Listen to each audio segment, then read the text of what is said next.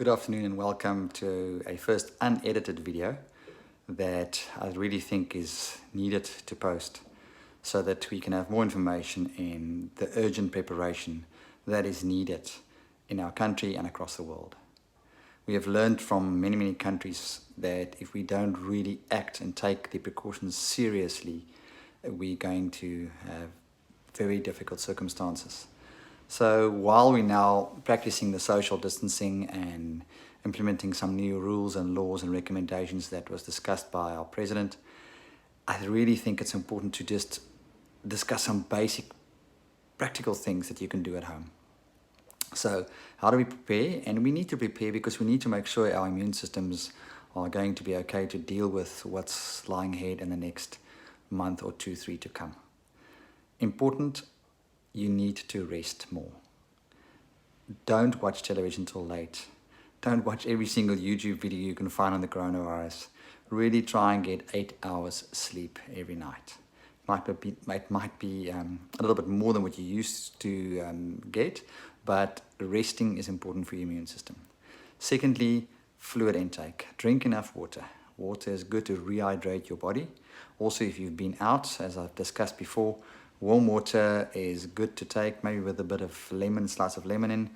If you drink warm water, it flushes down some of the virus that might be in your throat. And reducing the viral load in your throat is a good thing so that you expose yourself to less of that. Remember, it's a very small particle. It's got to colonize, it's got to grow somewhere, go into the cells somewhere, and it will start in your nose and your throat. And that's why they take the swab in your nose and your throat. Nutrition is also very important. Now that we are home and our children, our loved ones are with us, it's important to really look at our diets seriously. Fresh fruit and vegetables are important. It's not always easy to get hold of. A lot of people can't, get that. Or they can't afford it. Try and get some supplements, but really try and stick to some fruit and veg that you can get to build up your immune system response from a vitamin C point of view, from a zinc point of view, and many other minerals and vitamins that are absolutely crucial for our immune system's response. You don't have too much junk food. Try and reduce all the fizzy drinks and the gassy drinks that we have. Try and reduce the intake of too much carbohydrates. We don't really need too much of that. We're not going to need so much energy, so it's important, eat healthy, do the right thing. And then also, as far as habits go, reduce your alcohol intake, and then definitely reduce or preferably stop smoking and vaping. The lung tissue needs to be as good as it can be. We don't want inflammation in the lung tissue, because inflammation around the alveoli, which are the little bubbles in the lung, is exactly where the virus is going to cause the problems, and that's why people can't breathe properly. That's why oxygen is such an issue, with this virus. Why is it so important? Why the big fuss? Because I still get reports this morning that people are going out to restaurants and to places to have breakfast, and they are queuing to get in. We need to social distance. It's really crucial. Even breathing can, for a few minutes, spread the virus in a 1 meter radius around you. That's why 2 meters is recommended, so that you have a clear area. Luckily, it's not a virus that makes us sneeze a lot, because sneezing can really spread the virus quite a long distance. The coughing and the dry cough is there, and that is definitely a higher risk. So why do we actually have to implement these rules, and as a country, as a nation, as a world population, try and obey them and respect the rules that have been laid down?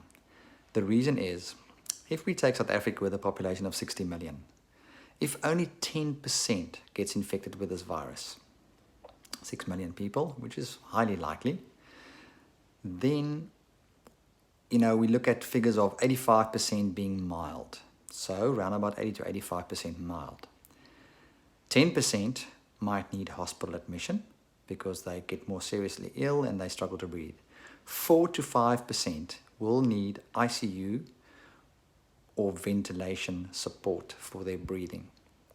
Now, if we make the maths for that, do the numbers, that gives us around about 240,000, 250,000 people that will need that. How many ventilators and ICU beds have we got? Very, very few. Not even 5,000. So that is crucial for us in managing this. So there's no way that we can support the critically ill people across the country all at once. So we need to spread this, the message that the virus replication needs to be delayed. We need to spread this whole disease over a couple of months, a few months to come.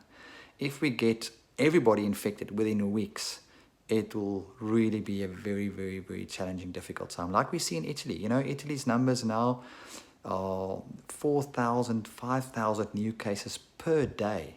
There's no way that the system can cope with that.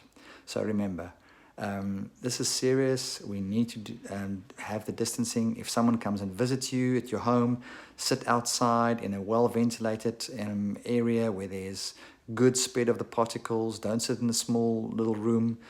Keep the social distancing of 2 meters.